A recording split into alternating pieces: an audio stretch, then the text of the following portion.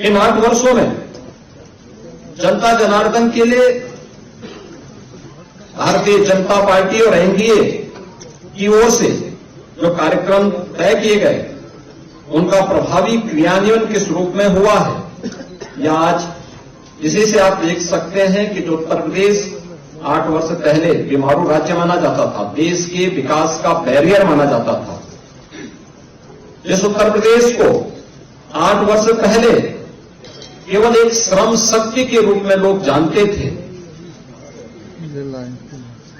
आज वही उत्तर प्रदेश 8 वर्ष बाद देश की अर्थव्यवस्था ग्रोथ इंजन बनकर के उभरा है।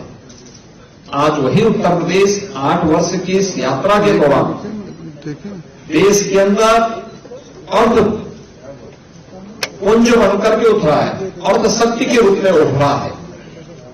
आज यही उत्तर प्रदेश प्रत्येक सेक्टर में जो देश के विकास का एक बैरियर माना जाता है, वही उत्तर प्रदेश देश के विकास का ब्रेक थ्रू बनकर के उसको एक नई दिशा देने के लिए हर एक सेक्टर में आगे बढ़ता हुआ दिखाई दे रहा है। खासतौर पर अगर मैं एग्रीकल्चर सेक्टर की ही बात करूं, 2017 के पहले उत्तर प्रदेश के अंदर एक क्षेत्र पूरी तरह उपेक्षित था। हम लोगों ने हमेशा इस बात को माना है कि विकास की जो ये अवधारणा है, हमें पहले अपने उन सेक्टर को चिन्हित करना पड़ेगा जिसमें हमारे लिए सबसे आसान और सबसे महत्वपूर्ण संभावना है। उत्तर प्रदेश प्राचीन काल से ही इस दिशा में 2 सेक्टर में बहुत आगे बढ़कर के काम करने वाला राज्य रहा है। इसमें एक कृषि प्रधान देश, प्रकृति और परमात्मा के असीम कृपा का यह प्रदेश,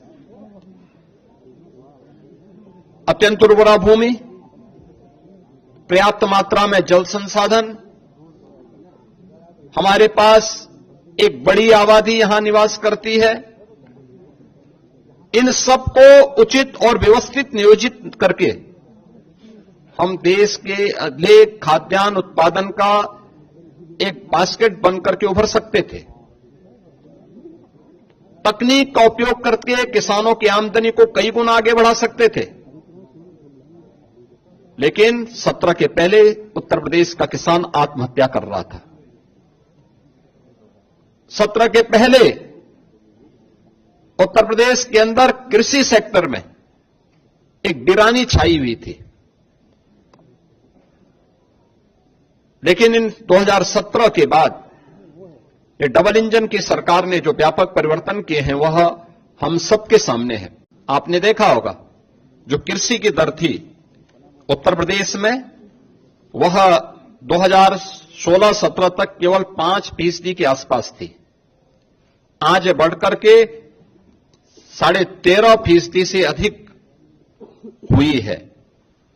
और उत्तर प्रदेश की जीडीपी में इसके कारण 28% की बढ़ोतरी आज देखने को मिल रही है। और इसकी शुरुआत हमारी कैबिनेट ने, पहले ही कैबिनेट ने की थी। प्रदेश के अंदर 36,000 करोड़ रुपए की लागत से लघु और सीमांत किसानों की कर्ज माफी के कार्यक्रम को लेकर के आज उसी का परिणाम है कि जिस प्रदेश में 16-17 तक कुल यहां पे 557 लाख मीट्रिक टन खाद्यान्न का उत्पादन होता था, आज उसी प्रदेश में हम लोग गत वर्ष ही 668 लाख मीट्रिक टन से अधिक खाद्यान्न का उत्पादन किए हैं। यानी ये 20% खाद्यान्न के उत्पादन में बढ़ोतरी एक वर्ष में ही उत्तर प्रदेश के अंदर देखने को मिली है। प्रधानमंत्री ऋण मोचन की योजना से लेकर के प्रधानमंत्री किसान सम्मान निधि की योजना तक हर एक क्षेत्र में आज किसान को डीबीटी के माध्यम से धनराशि जाती। देश में आज के दिन पर प्रधानमंत्री किसान सम्मान निधि में 2,61,000 से अधिक किसानों को 80,000 करोड़ रुपए से अधिक की धनराशि डीबीटी के माध्यम से उनके खातों में गई है। प्रदेश के अंदर सिंचाई की क्षमता में व्यापक बढ़ोतरी हुई है। ये वही प्रदेश है वर्षों से जहां पर सिंचाई की परियोजनाएं लंबित पड़ी हुई थी। अर्जुन सहायक हो, बाणसागर हो, सरयू नहर राष्ट्रीय परियोजना हो, 40 वर्षों से योजनाएं लंबित पड़ी हुई थी। इस दौरान इन 8 वर्ष के अंदर प्रदेश सरकार ने, डबल इंजन की सरकार ने प्रधानमंत्री कृषि सिंचाई योजना का सहयोग लेकर के इन सभी परियोजनाओं को पूर्ण किया। लगभग 23 लाख हेक्टेयर के अतिरिक्त सिंचाई की सुविधा उत्तर प्रदेश के अन्नदाता किसानों को दी। प्रदेश के अंदर कृषि विज्ञान केंद्र स्थापित कराए। प्रदेश के अंदर कृषि विश्वविद्यालयों का उन्नयन किया। एक नए कृषि विश्वविद्यालय की स्थापना के लिए और 20 नए कृषि विज्ञान केंद्रों को कुछ सेंटर ऑफ एक्सीलेंस स्थापित करने की दिशा में कार्य प्रारंभ किए। टेक्नोलॉजी मिली, अच्छे बीज मिले। परिणाम क्या हुआ? धान में, गेहूं में, दलहन में, तिलहन में, श्रीअन्न में, हर एक सेक्टर में उत्तर प्रदेश एक नई स्पीड के साथ आगे बढ़ता हुआ दिखाई दिया। उत्तर प्रदेश में 2017 के पहले जो चीनी उद्योग लगभग बंदी के कगार पर था, अनुमान करिए व्यापक आंदोलन चलते थे, किसान अपने खेतों में आग लगाता था। वर्षों तक, जब 2017 में हम लोग आए थे तो 2008-9 से लेकर के 2017 तक गन्ना किसानों का गन्ना मूल्य का हजारों करोड़ रुपया बकाया था चीनी मिलों पर। सरकारें चीनी मिलों को औने पौने दाम पे बिक रही थी। आज भी माननीय उच्चतम न्यायालय में मामला चल रहा है, लेकिन हमारी सरकार आई, हमने एक भी चीनी मिल को बंद नहीं किया। बंद चीनी मिलों को रिवाइव किया।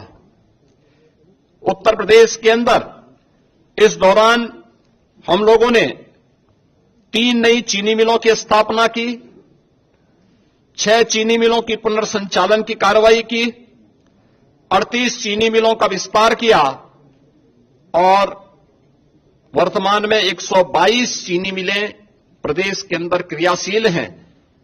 2017 से अब तक गन्ना किसानों को 2,80,000 करोड़ रुपए से अधिक का गन्ना मूल्य का भुगतान हुआ और यह पिछली सरकारों के 22 वर्ष के कार्यकाल की तुलना अगर इसे किया जाए, उन्होंने 22 वर्ष में जितना किया उतना हमारी डबल इंजन की सरकार ने मात्र 8 वर्ष में किया। उससे भी 60,000 करोड़ रुपए से अधिक की धनराशि गन्ना किसानों के खाते में उपलब्ध करवाने का काम किया। इथेनॉल के नए प्लांट लगाए। 2017 तक केवल 42 करोड़ लीटर इथेनॉल का उत्पादन उत्तर प्रदेश में होता था।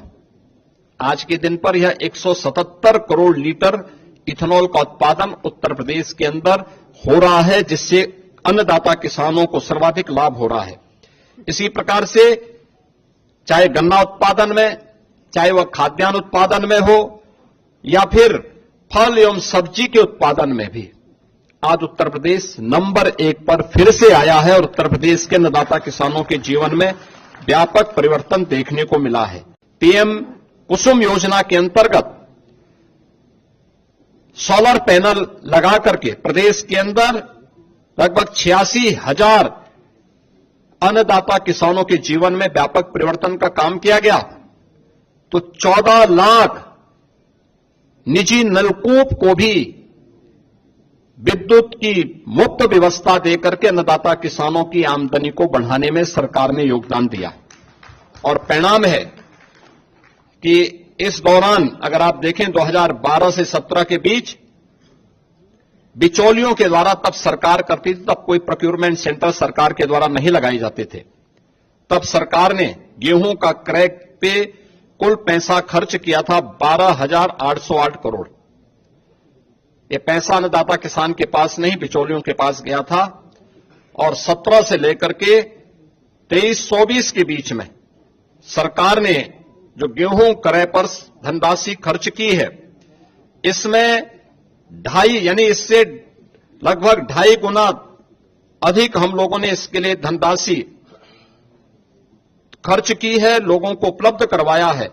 और इसमें 200 यानी 94 इसमें कुल धनराशि 12,808 करोड़ की तुलना में 43,424 करोड़ रुपए यानी 3.5 गुना अधिक भुगतान अन्नदाता किसानों को सीधे प्रोक्योरमेंट के केंद्र के माध्यम से हम लोगों ने अन्नदाता किसानों के लिए किया है। ऐसे धान के क्रय में भी 12 से 17 के बीच 17,190 करोड़ रुपए का कुल भुगतान बिचौलियों को हो पाया था, क्योंकि किसान सरकार के तत्कालीन सरकार के एजेंडे में कहीं नहीं था। इस दौरान 2017 से लेकर 2024 के बीच सरकार ने 5 गुना अधिक यानी 88,746 करोड़ रुपए का धान का मूल्य डीबीटी के माध्यम से अन्नदाता किसानों के खाते में करने का काम किया। प्रदेश के अंदर 32 लाख हेक्टेयर से अधिक भूमि को बाढ़ से बचाव करने में सरकार ने सफलता प्राप्त की है। मुख्यमंत्री कृषक दुर्घटना बीमा के अंतर्गत हर अन्नदाता किसान को, उनके परिवार के सदस्यों को, बटाईदार को भी हम लोगों ने 5 लाख रुपए की सुरक्षा बीमा का कवर किया कि अगर कभी बाढ़ से, आकाशीय बिजली से या किसी अन्य दुर्घटना से, एक्सीडेंट से या वन्य जीव संघर्ष में उनकी दुखद मौत होती है तो सरकार इसके लिए उन्हें 5 लाख रुपए की एक सुरक्षा बीमा का कवर भी देगी। और आज हम लोग लगातार इस योजना के माध्यम से प्रदेश के सभी किसानों को आच्छादित किए हुए हैं।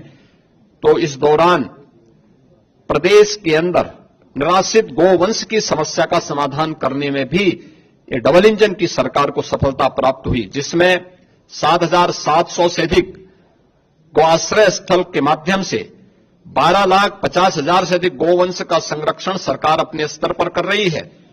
और सहभागिता योजना के माध्यम से 1,05,000 पशुपालकों को 1,63,000 से अधिक गोवंश उनकी सुपुर्दगी में दिया गया है, जिसमें प्रति गोवंश प्रति माह अन्नदाता किसान को सरकार 1,500 रुपए का भुगतान करती है एक गोवंश के लिए।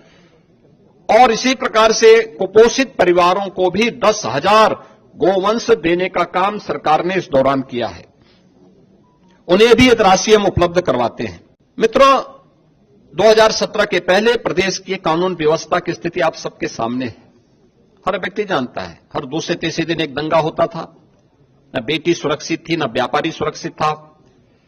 प्रदेश के बारे में लोगों की परसेप्शन का अंदाजा इसी से लगाया जा सकता था कि हमारा युवा अपनी पहचान के लिए मोहताज होता था। आज कानून व्यवस्था में उत्तर प्रदेश ने एक लंबी छलांग लगाई है और महाकुंभ प्रयागराज इसका उदाहरण है।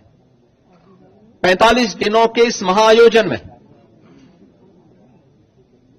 कोई छेड़छाड़ की घटना नहीं, कोई लूटपाट की घटना नहीं, कोई अपहरण की घटना नहीं, कोई भी ऐसी घटना नहीं जिससे आने वाले श्रद्धालुओं को किसी भी प्रकार का कोई असंतोष का भाव पैदा करने का अवसर प्राप्त हुआ हो।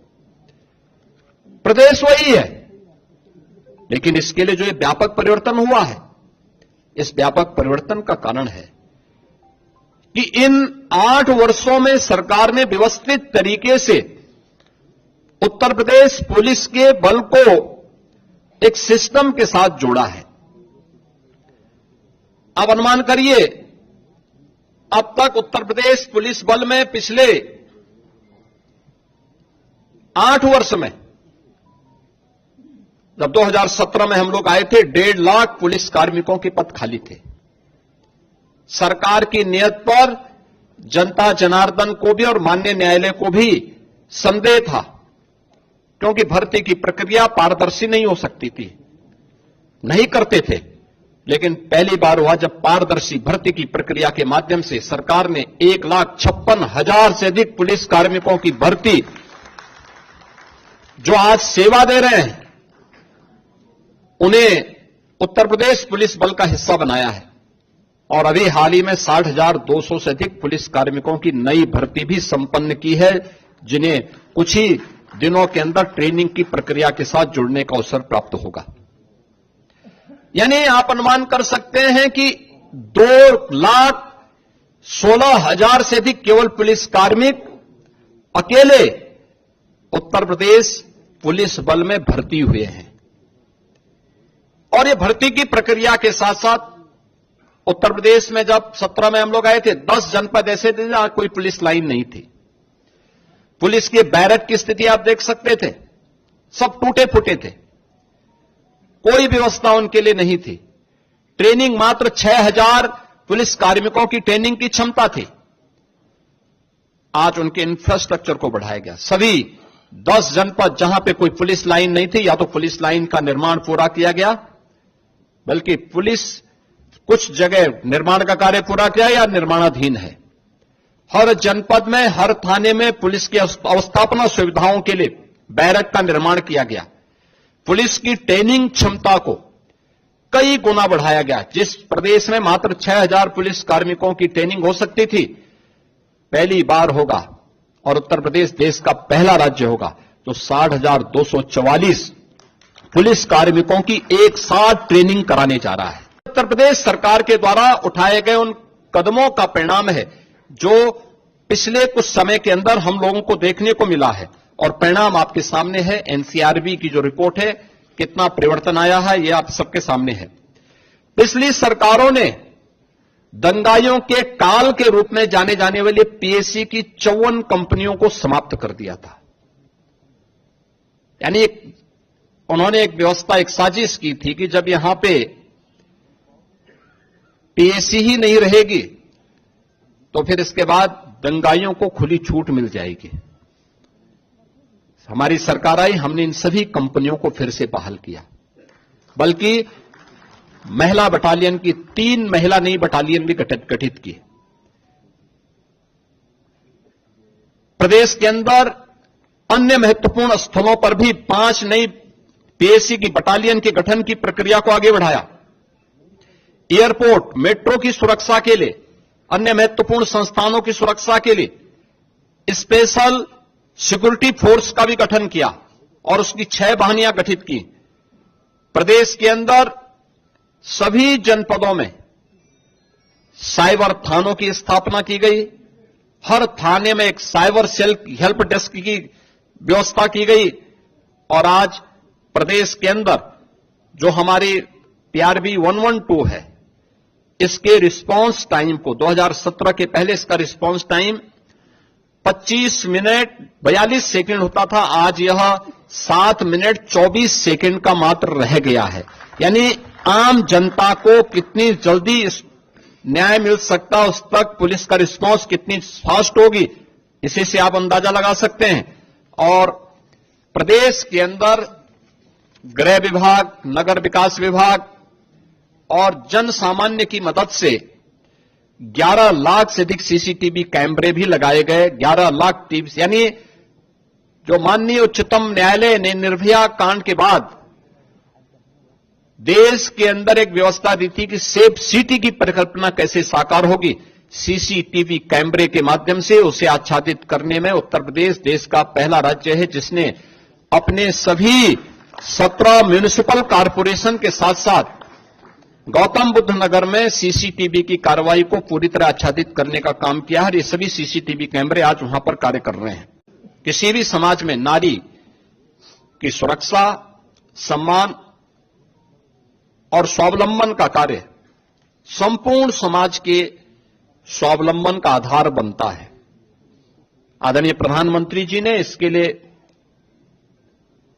नारी सशक्तिकरण के लिए नारी वंदन अधिनियम भी देश की संसद ने पारित किया है।